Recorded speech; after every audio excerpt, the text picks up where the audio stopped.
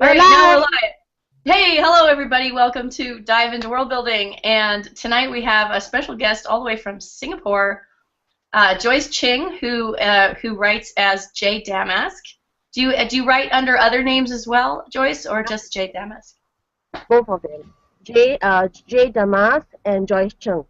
Okay. Mm. Okay. So we're super happy to have you. And gosh, I'm sure we have lots of things to talk about. So why don't we start with your novel called Wolf at the Door. Okay. Um, gosh, I noticed you talking about this ages ago, and I was very, very intrigued. So why don't you tell us a little bit about what the book is about? Okay. Wolf at the Door takes place in Singapore, and it revolves around Genshi, who is a werewolf. But in my vision of werewolves in Singapore, they are human, and Mm-hmm. when they shift to wolves, they are wolves, four paws. Um, they are Chinese werewolves, mostly migrant werewolves. They came to settle down in Singapore around in the 19th century, Okay. when and they, so in Singapore they have to balance between being human and being wolves and Uh-huh. being the other, and so they blend in quite well. So while you're walking in Singapore, you might be walking past a werewolf. Okay.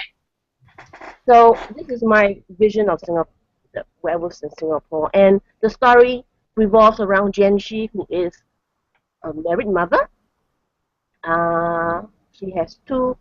In Wolf at the Door, she has two kids. But if you read on further, there are she had three kids, two girls and one boy, and she is the eldest daughter in a uh, of two very powerful werewolves. Um, Actually, in the second book, she became the pack leader, the alpha of the she pack, or the she clan. So she basically dealt with in Gen. She basically deals with um, all the politics and intrigue uh, brought along by other non-human groups like the uh, vampires. Most of the vampires, they are quite scary. Werewolf, Okay. there are also weird tigers. There are elves. There are um, there's a cat. No, no, Sorry, actually, the werecat, ironically, right? my cat just jumped. My boy cat just jumped on the table. So I was thinking, is it my cat or anyone else's cat? I was like, because hi meow. So coming back again, so the story, the book basically Wolf at the Door deals with Genshi's um relationships with her sister as well, Marianne. See a cat tail. I see a cat tail. Um, so Marianne is Genshi's sister, and the plot B of Wolf at the Door is about Marianne being unable to shift or transform into a wolf, and it kind of fueled her jealousy and anger, Hmm. and that you can see that in the play between the two sisters, they love each other, but somehow or other, one hates the other, so it's quite complex. So it's a urban fantasy story that deals with sisterly relationships.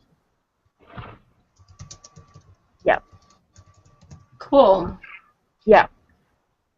But they're Um, werewolves. Mm. and fight. So I'm intrigued. I'm intrigued by the fact that you've got all these different types of supernatural creatures mixed into your Singaporean setting. So, can you tell us a little bit about how you decided to, or how you went about putting that together? Did you do a lot of research? Yeah, I did research, and the fact that Singapore itself it prides herself as an island, a country with migrants. We have a lot of, the country itself is built on the blood of migrants. So the idea that all these groups coming in are all people coming in to settle down in Singapore. So it's quite cool. And the fact that I also added in the local regional mythology and legends like the Harimau. The Harimau are the tigers, real tigers of Malaya. There are also orang bunyan. Orang bunyan are basically Malay elves. Okay. And there are also things like fox spirits, kisuni, real phoenixes.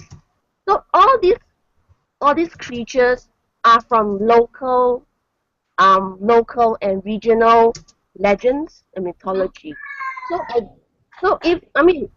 Singapore itself is located right smack in the middle of Southeast Asia. And Southeast Asia itself is pretty much diverse with many stories, many legends. So if I write something that is only Chinese, that would be really pretty much unfair. So I blend in the complexity of this region into my story. That's the gist of it. So then the idea, of course, is that they're sort of are they living in disguise among the human population? Most of them are. They are living in what I call they are living kind of integrated in, but also living apart because they have their own culture, their own traditions, but for the sake of blending in, they are. I mean, you might just be walking past an elf in Singapore and you don't even know. So they are blending in, merging in, but they also in a way separate. And that's something I feel that it's something very similar to the migrant experience because I am also the descendant of migrants. My grandparents came from my grandparents came from Shanghai, Fujian. So Shanghai, Fujian, and Canton, Guangdong. So they pretty much migrated here from China in the late 19th century to the early 20th century. So I am in a way second to third generation Chinese. Right. And so in a way we blend in, but we are also in a way different. We have our own traditions, cultures, in a way. So I try to bring that in across in my stories, in Move at the Door. I see the parallel. So what I'm assuming is that that these the werewolves and the creatures don't go around looking very animalistic in front of the human population. I'm seeing, skyscrapers on, and so I'm thinking that what we're looking at it's sort of a modern, it's a modern world, right? It's a very modern world. Yeah. I mean, I noticed that that in the opening pages, the character's talking about how everybody's so dependent on their cell phones, and I thought that was delightful. If you come to Singapore, everyone is pretty much like attached to their cell phones. We are like cyborgs, and you will pretty much see people going like this all the time, and we Mm-hmm. got God. because I teach as my day job. So my students go like in class, and I'm like, can you stop using your cell phone? Stop it now. I'm trying to teach. So in Singapore, we are really much attached to technology. We are like we're becoming slaves. Not so sorry, bad word. Okay, we're becoming much like how can I describe it? The servants of technology. Yeah. Oh no, I'm so sorry for using that word. Oh no. Don't Okay. worry about it. Don't Mm, worry about it. um, So, and I'll let's see. No, no, okay. go ahead. If you're saying you're talking about the skyscrapers in Singapore, and many people come to Singapore and they remark that Singapore really look like a science fiction city. It does. If you Google Marina Bay, Mm-hmm. Singapore, you can see the entire Bay Area with the skyscrapers, with there's this big hotel called the Marina Bay Sands, Mm-hmm. and you look at it, and you can basically see that Singapore looks like from afar. Actually, quite if you look close, observe closely, it looks like a science fiction city. I Mm-hmm. love, yeah, yep.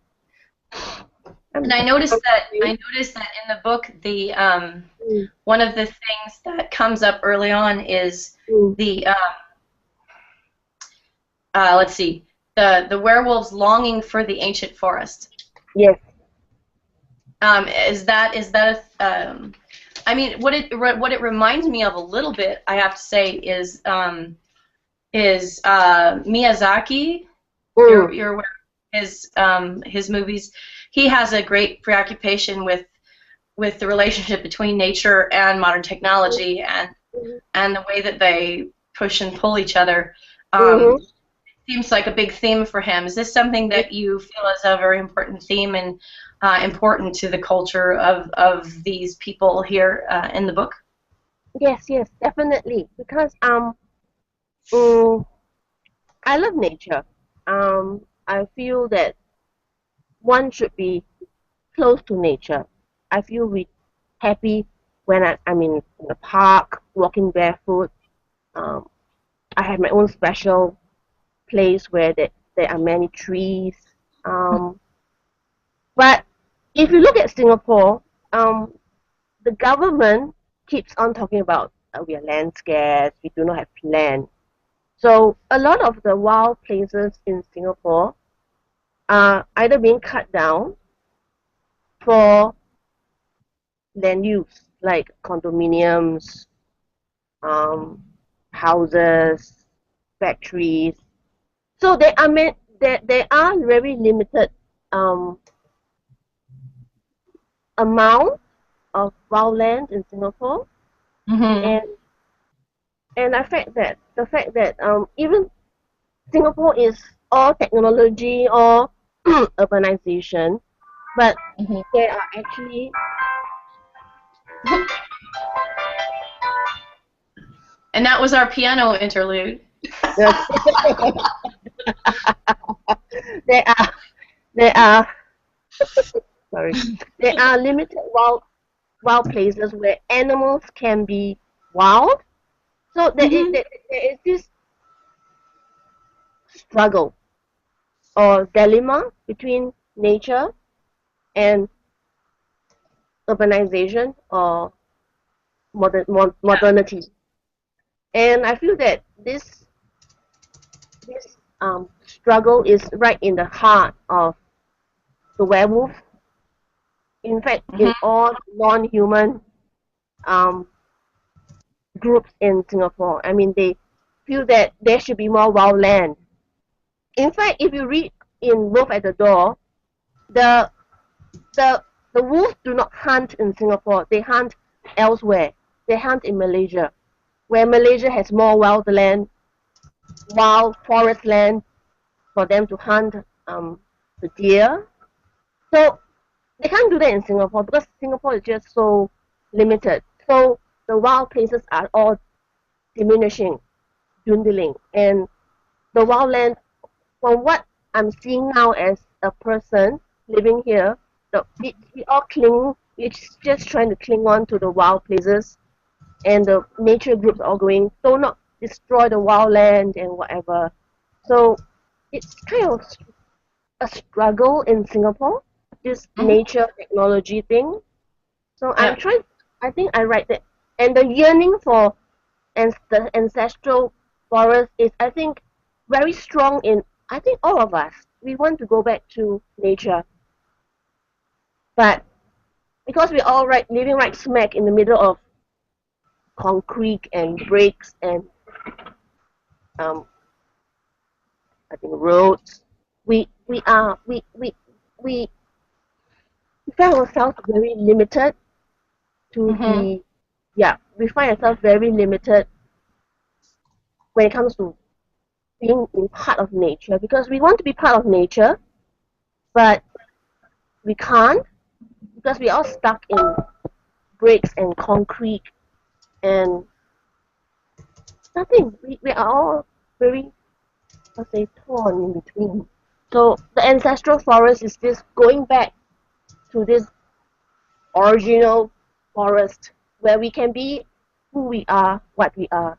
That's why you can see in when Genshi goes back to the ancestral forest, she's not human. She's fully wolf Hmm. because she goes back to who she is in the forest. Very cool. Mm, So I have another. I was actually very intrigued by mm, a number of things about your character.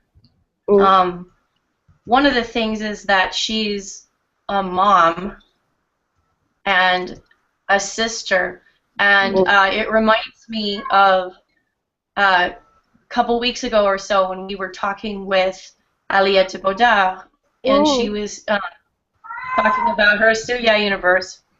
And mm, one of the things that really stands out about it is that family and extended families are very, very important in the stories that she writes. mm, And noticing that there's a similar, very strong current of family running through the whole story. mm. And I think that's um, fascinating. So I wonder if you could share your thoughts on the role of family in the story and in the world in general. Okay. Um, Basically, the reason why, firstly, why family is so strong in it runs through the whole. It's a very strong theme in Wolf at the Door and in the other books. Is that the fact that the Chinese are very strongly closely knit. We are a very families are closely knit.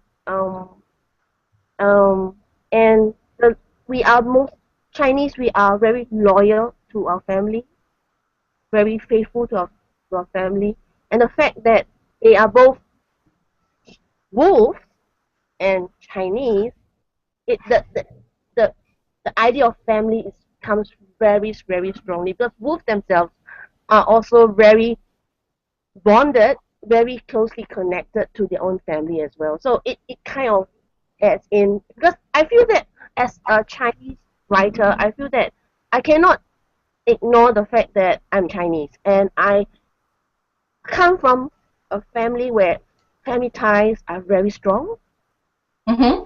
and it I kind of wrote it into Wolf at the Door that Yeah. that I do love my mom and dad and they are like my center of the universe and the idea of the family being bonded and you can see that if you read the family gather for the family will gather for meals for it's pretty much a reflection of what we I see as our gathering during Chinese New Year, and our gathering during Mid Autumn Festival, even Christmas. We are the family comes together, eat together, we laugh together, we talk. So it's strong, and the fact Mhm. that they are wolf too makes it stronger. So to me, family, you cannot ignore the fact that the family is there. The family Yeah. is central to the story. It because to us, um, we in a way, family forms our identity as well. Who we come Yeah. from, what we are, and our names, um, our surnames or our last name are important because they tell us where we are from. Mm, yeah, that's all I can Okay. say. Uh-uh. Yeah, no, that's great. Um, Mm, so I wasn't able to get as far into the book as I might have liked, but mm, are, do you, let's see, do the, I know you have one central family that you're looking at from the mm, werewolf group. mm. Do you go further in and explore some of the other supernatural populations as well, or is that mostly focused on the werewolf population, or Um, how does that work? um, okay. In the main series, like A Wolf at the Door, Obsidian Moon, Obsidian Eye, and the last one, Heart of Fire. I've focused mostly on the werewolf family, the Genshi clan. But in other, I will also in other side stories I've written, there were also other families like the one Phoenix family, Phoenix, the Feng Wang, the Feng family, and Okay. that is not her family as well, and they're obviously as strong as well. They're pretty closely knit. So I tend to look at Asian families. So Mm-hmm. we have the Genshi clan, but if you read further on, there are also the Phoenix families. There are also the um, real tigers as well. So yeah, Mm-hmm. I think so. But I think the Wolf at the Door series is mostly the Genshi family clan. Yeah. Yeah. Mm. And you have a, and you also have a scenario with sort of an outsider coming in. Yeah. So, was that one of your major goals to take a look at? I mean, it seems like a cultural clash, I guess. Yes, yes, it is. Um, tell us a little bit about that. Um, I think Chinese families are basically very close knit. So if you bring in a so-called outsider, we are initially very suspicious, and I think I mean, this new person with a new family and its own baggage and everything. So it's, I think it's reflective of what we experience in real life. Like you bring in a boyfriend or girlfriend, your partner, and your family goes like, who this person? What the? Where's he Yeah. from? Where's he from? And I think I try to bring that in. The fact that the person, Marianne, um, is bringing in is a foreign wolf, and it's a Varg. A Varg is obviously a Northern Hemisphere werewolf who is um, who has a different set of values and different, and he probably grew up with different family as well. So I think it's a big cultural clash, and Mm-hmm. it's and for people who live very strongly in family, the fact that there's another person with different family set, with different values coming in is, oh my god, he's different. Oh my goodness. So yeah, I think that this the feeling the fact that we sometimes we ourselves deal with such strong feeling when it comes to seeing an outsider coming Mm-hmm. into our circle. I think I try to write it in the story as well. I try to examine that too. Do we accept the person with open arms, or do we chase them out? Because in werewolf or wolf politics or wolf behavior, they will normally uh, chase or kill the foreign wolf because he's Mhm. different. He comes from a different pack, smells different, acts different, so he's not from our pack, our family. So Mhm. he should be out. Yes, that's how I see. I Okay. think. Mm,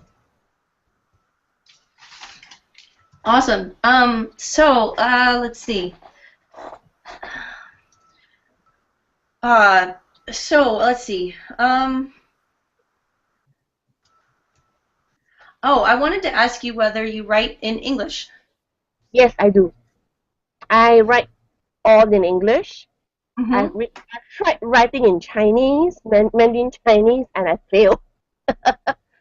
Although sometimes I have in my head Chinese words, and I try to write it down, but Uh-huh. they can't translate. They can't. They not. Wait. They will not translate. Maybe one day I will try to translate one of my stories into Mandarin Chinese. Oh So yeah. it would. I will try to ask someone to translate for me. Since that my knowledge of Chinese is, I'm pretty much okay with listening. I can listen. I can converse very well. But when it comes to writing, Uh-huh. I read the dictionary. Well, I might I mean, need. the language Um, that we use when we speak is very different from the language that we use when we write. And I yeah. know that when Aliette when Mm, Aliette de Bodard gets asked the same question, she says, "Well, it makes sense for me to write in English because mm, everything that I read in science fiction and fantasy is already in English, so mm, it makes the ideas sort of move in English, right?" mm, And it may be that you find that similar, but it would make sense to me that mm. um, that writing and speaking are a little bit different and not necessarily going to work on the same That's path. because I think Elliot is right in that because even in Singapore, English is our first language. Our first language. Um, and we grew up in okay. The education system in Singapore is British. It's a legacy from our colonial past. So Mhm. English is we sup- we are supposed to write in British English. Okay. So Okay. um, so I grew up reading English, speaking English, and in fact, when I was growing up as a student, my English teacher will go like, "Look at Joyce, look at Shokhui." That's my Chinese name. Look at Hmm. Shokhui. She's thinking in English. Can you all think in English like her? Because our brains, it's you need to have a mental shift to think in Mandarin or think in Chinese. So a Yeah. lot of us are we think in English now because we grew up in a system where we value English more than our own mother tongue. Hmm. Yeah. In fact, there is a problem now in Singapore where a lot of young people do not like Mandarin Chinese. They find it very difficult. It's hard to write and hard to converse, and they have no interest in Mandarin Chinese at all. Hmm. And many teachers, we call them mother tongue teachers or Chinese teachers, have great difficulty trying to get them interested basically in Mandarin Chinese. My daughter, my oldest girl, my 11-year-old girl, hates Chinese. She does not like Chinese. She can speak in Chinese, but she rather she would rather speak in English as as a first language because she grew up speaking English in our family. So she's like going, Thank you I for explaining this because this is an aspect of Singapore that I was not familiar with. um It's obviously um very linguistically complex. very complex, yes. And I haven't even come to dialects yet. Dialects are where the languages we speak from our own region, like Hmm. Cantonese, Hokkien, Shanghainese. Um, there are other mine. there are also other Chinese dialects that are like Fuzhou, Sichuan, Mm-hmm. Shuatao. So in in the I think in the 80s, there was this distinct dislike of dialect. Chinese Mandarin Chinese must be the forefront. It must be the first. It must be taught in schools. Dialects were banned. Dialects were hated. So basically, many young Chinese like me grew up not knowing about dialect. The dialect Mm. is, yeah. So for me, for example, I would have great difficulty trying to understand my grandmother, my paternal grandmother, who was who would speak in Hokkien to me, and she'll be going, "Bah, bah, bah, bah, bah, bah," and I'll be going, "Oh God." I recognize some words, and I'll be Mm. turning to my dad, to my dad, going, "Ba, can you translate for me now?" So he will translate to me for me in Mandarin Chinese. She will not speak Mm. in Mandarin Chinese, even though she will understand it, but she would rather she felt more comfortable speaking Hokkien because Hokkien is what she knew.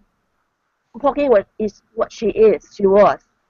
So there was this distinct dislike of dialects in the 80s and the early 90s. It's only now when people are going, hey, dialects, these languages from our own part of China are Mm. important to us too. So people are slowly bringing back dialect to Yeah. our conversation because we realize to remove dialect, our own regional language is a bad thing. You're just removing the important integral part of who we are and what we are.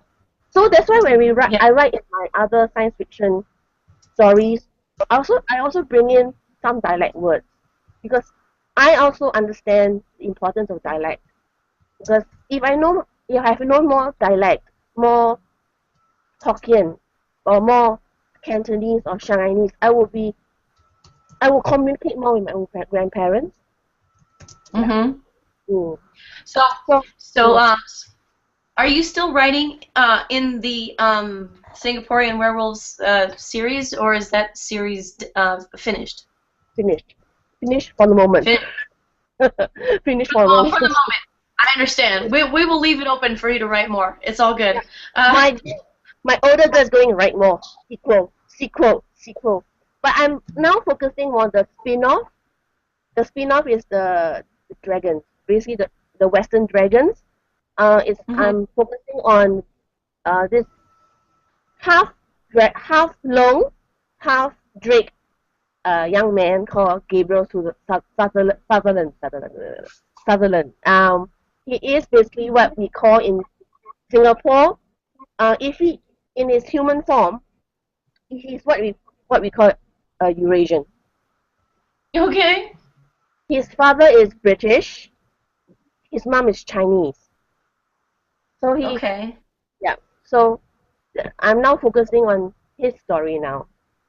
So So is this in the same universe as? universe, and he will still contact Genshi because in a way, okay, if you read the series, like spoilers, um, he has had a crush on her. Oh, he's the crush on your werewolf protagonist. No, he has a crush on her, even though she was like, "Go away, boy, go away." So he was thinking, "Boy, boy, you like." Yeah, he's basically he was still in compete. Okay, his world was still clash somewhat with the werewolves. So it's his the first book, Dark Claw, is now on Kindle. So you guys can go and Dark purchase Claw. it. Dark Claw. Although my daughter is asking me, can you finish the second book now? I said, Mommy has too many books. Can you all wait? Take a number. Take a number. Yeah, Pick a absolutely. number. Because I realized all my stories are like Oh, need a sequel. Damn it! Oh no. I'm going. Oh god. And I'm going back to teaching next year again. And oh my god, I have too many What do books you to read. Huh? what do But you then teach? I teach in what we call in Singapore. What I teach is what we what I am is we are called humanities teachers. We teach history, geography, literature, um, social studies, Yeah. and basically social studies is like a blend of history, political science, sociology, um, history again. So it's like for I guess I majored in medieval history, but over here when I came back from Australia and I started teaching, I teach Southeast Asian history. So I'm going back to teach next year again in teaching history again. That sounds actually all those things that you've studied sound like really terrific resources for world building. So Yeah. I'm not surprised that I learn a lot because I'm a bookworm, so I tend to read a lot on history books as well, and yeah, I can write a rebel story set in the 60s because I have the resources as well. I have a lot of resources on the 60s, the 70s, even the Middle Ages. Wait, yeah, Middle so Ages. do you have a historical timeline for this world sketched out, or is it something where you have mostly this core era and then maybe a few There was glimpses here? um this core it's basically in this core era now, but I have an, a story yet unpublished set in the 19th century. Oh, 19th okay. yeah 19th century to the early 20th century. That's way beyond this story kind of details how the local non-human groups deal with the new arrivals like the werewolves coming in, and you Yeah. can see the reaction of the the tiger when Uh-huh. he sees the werewolf.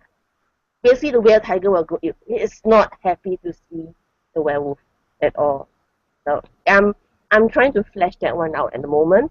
So I try the timeline is basically the same timeline when most of the Chinese immigrants, the influx would arrive in Singapore. It takes place around the 19th century, the late 19th century, right up to the earlier 20th century. So it takes place around the same time. But if you read in history, the Chinese immigration has always been even taken place even before the 19th century. Um, actually, the Chinese actually started to settle in Southeast Asia, especially in the Malayan Malayan Peninsula. I think even in Indonesia, about 16th to 17th century, the Uh-huh. ethnic pockets of ethnic groups of Chinese people of Chinese descent living here now. I mean, they came even before the 19th century. They came about 16th, 17th century, Mm-hmm. and so the Chinese have a long history of migration. So if I can do that, I will extend even further back to the 16th, 17th century. Well, But it that sounds like a really interesting project. mm, I will Um, think about it. yeah. Let's turn for a minute now. You told me that you were working on another kind of project, Mm, where you were working with a desert planet project. yes. Can you tell Yay. us a little bit about that? Is that a work in progress, or is it something that you've already got some work set in this world? Okay. Is a trilogy. I call it the Rider trilogy. It's basically three books in one trilogy. Is Rider, Speaker, and Chaser. And Rider and Speaker are actually published at the moment. It's writer and speaker have been published by a local Singaporean small press. Okay. But the books are available on Kindle as well, and in physical book form from the the press itself, because the press is also actually an imprint of a bookstore, an independent Oh, bookstore. okay. Yeah, it's called Books actually. So coming back to the trilogy takes place on a desert planet called Jin. Jin is actually the Chinese word for gold, Jin, gold. So it's actually part of a big larger universe called the gold and silver universe. Um, silver being Yin. Yin has its own stories, but I'm now focusing on Jin. Jin is a desert planet, and the people who came down to colonize Jin basically terraformed it to make it more uh, friendly to human beings. So, but when the desert has always been fascinating to me. After Mhm. I've started reading Dune, I mean I've read Dune like so many times. I read Dune since I was a teenager. So the idea of a desert planet and people trying to exist and live happily on a desert planet always fascinates me, because the desert is trying to take back what she is, what belongs to her, and you're trying to live. You're trying to get water. You're trying to get plants. You're trying to get uh, um, trying to live happily without sand coming into your house.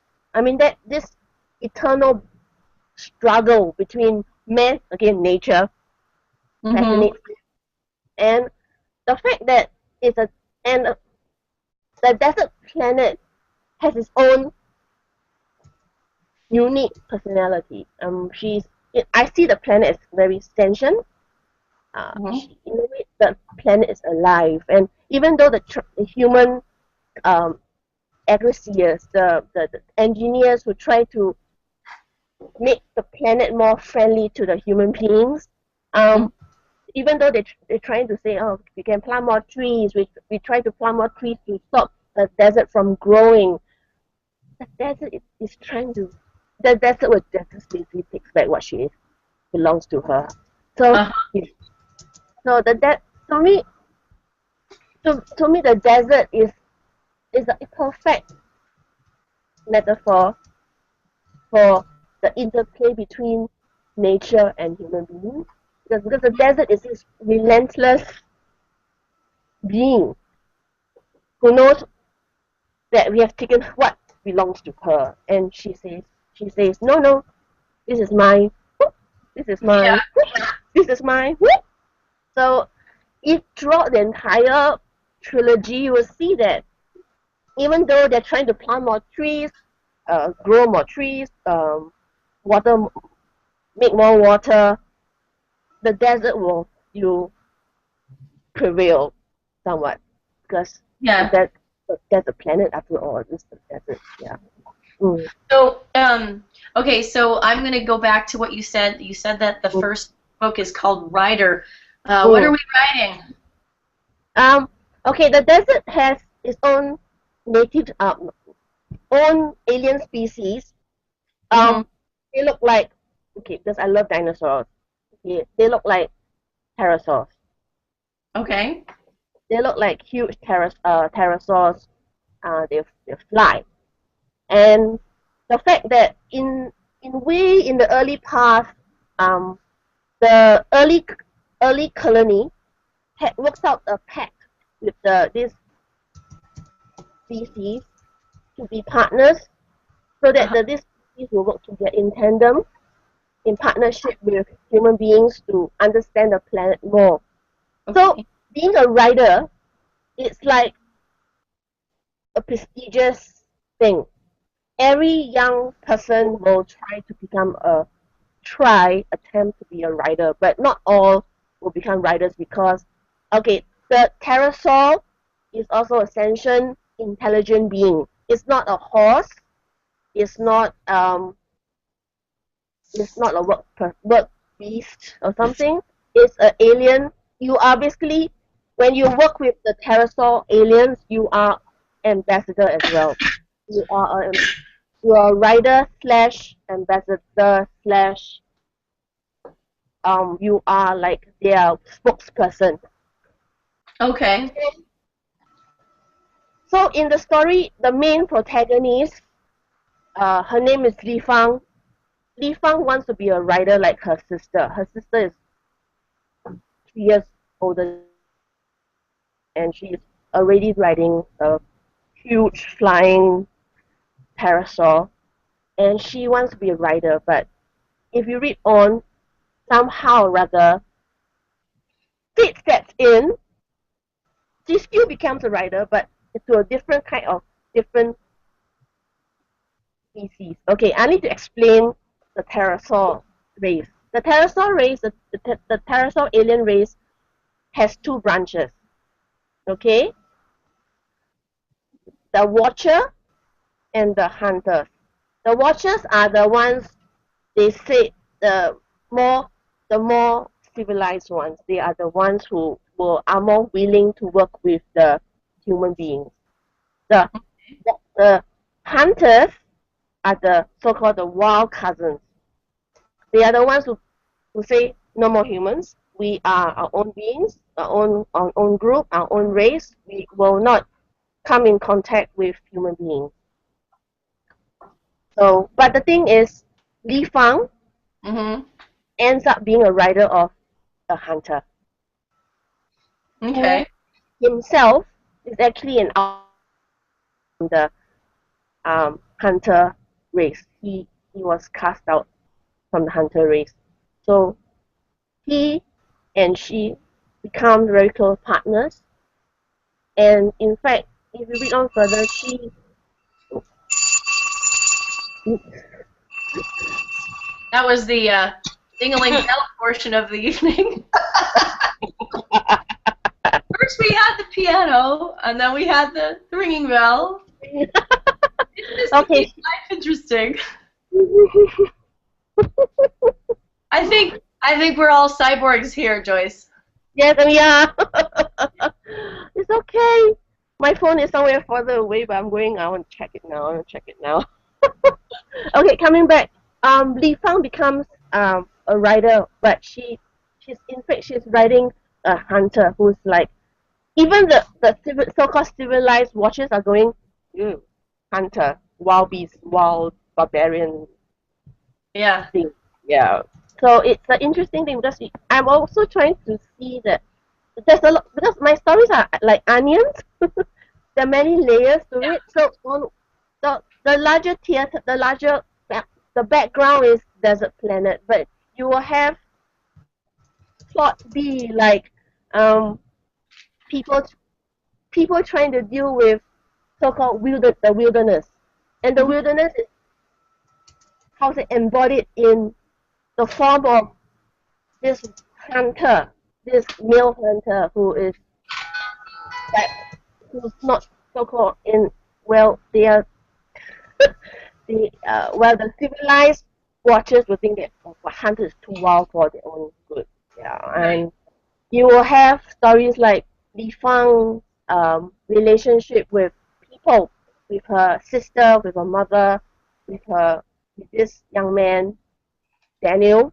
And if you read on further, she grows very close and in fact falls in love with a girl, Sarah.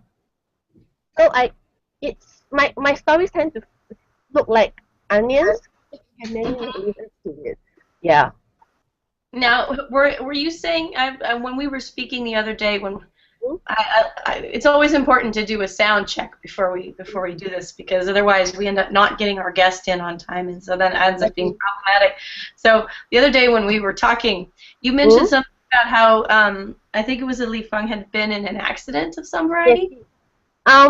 She again, spoilers. I had to warn people. Spoilers alert. Um.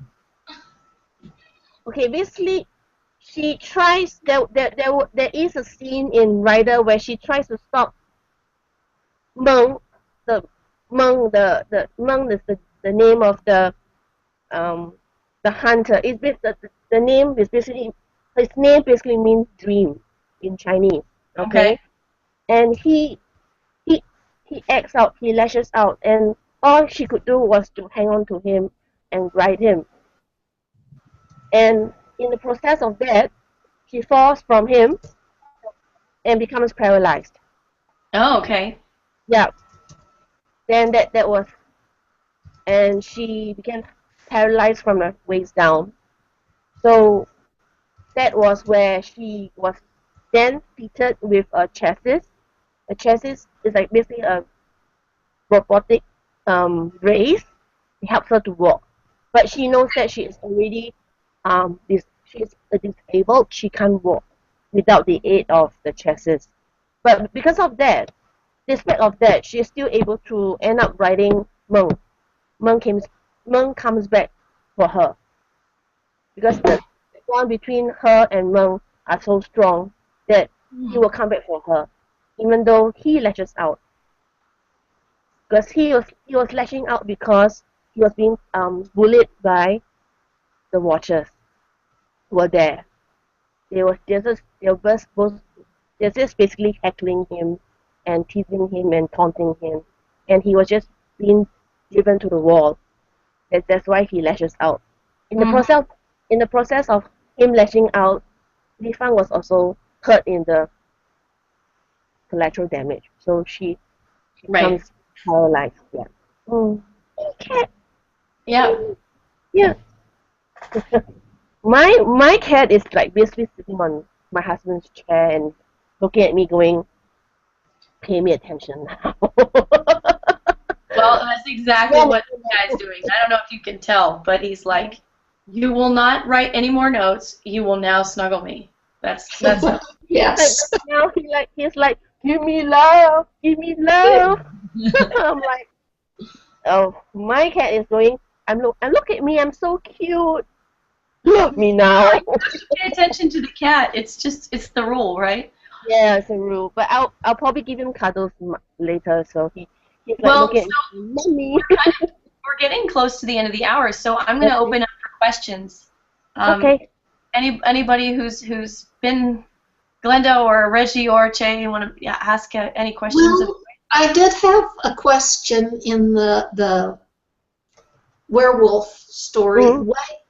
Way back at the beginning, you were talking about that you tried to draw from the legends and mythology of Southeast Asia. Mm-hmm. And I was wondering if there's like differences between, say, the conception of what a werewolf is compared to the Western idea of a werewolf, or Mm-hmm. uh, Oh, I think that Glenda, I think that you're right. The question is very good. I've been wondering about that too all the time. I think there are differences. Um, the idea of the Western or Northern Hemisphere European werewolves are more. I think they're more like they, um bloodthirsty. I don't know. They're half man, half wolf. So the idea of being a monster, but the how I try to write it, the stories and legends is that the animal people, the legends are is some form of integration to it, even yeah, though in the regional or even cultural tradition stories, that even the animal people are seen as we are seen as the monsters as well.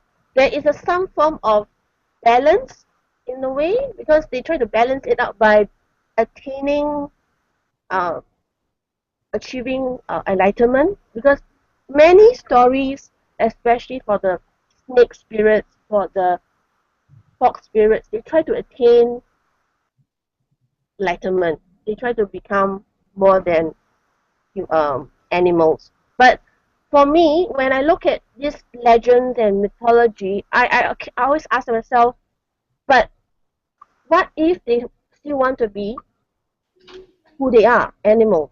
Because being being being a being a fairy or saint or bodhisattva is something imposed on them. It's from a more dominant culture. What if they still want to be more animals? Because I feel that, okay, I mean, that in a way, I'm like writing fan fiction. I want to question the text. I want to question the regional, traditional mythologies. Because what if they want to be more like this? These are legends and mythology passed down from our Yeah. forefathers, our ancestors. But as a modern reader, I want to know more. I want to ask more questions. That I want to be more meta. I want to say, what if the real spider wants to remain who she is, because this is what she is. This is her nature. She can't I fight think, that. I think And the European werewolves do have a conflict in some sense between being civilized and you know, there's this sort of struggle between the human side and the wolf side, or the you know, the animal side. It probably takes a bit of a different form because it's not cast in terms of enlightenment, for sure. Interesting question, though, Linda. Thank you. I will think more about it. Thanks, Linda. That's good. I will think more. Anything else? Anything else? I'm okay. Maybe Jay, who's on mute. No questions. I'm putting you on the spot there, Jay. You can ask me later. I know. At least it's not like last week. I was the only one here, so. Okay. Yeah, actually, you were the only one here because I ended up getting dropped out. I'm actually on a different computer tonight because my computer is falling apart, obviously. Ooh. Okay. I was so embarrassed. I was like, oh, wait, I'm not even in my own Hangout. That's lovely. I'm sorry I missed it. Oh my god, did you watch our awkward silence? You know what? I actually Watched it, yeah. figured out how to edit the video. Oh, thank goodness. Yeah, it was like 2.5 minutes of complete silence, and the guest and Che looking at each other going, so now what do we do? I know.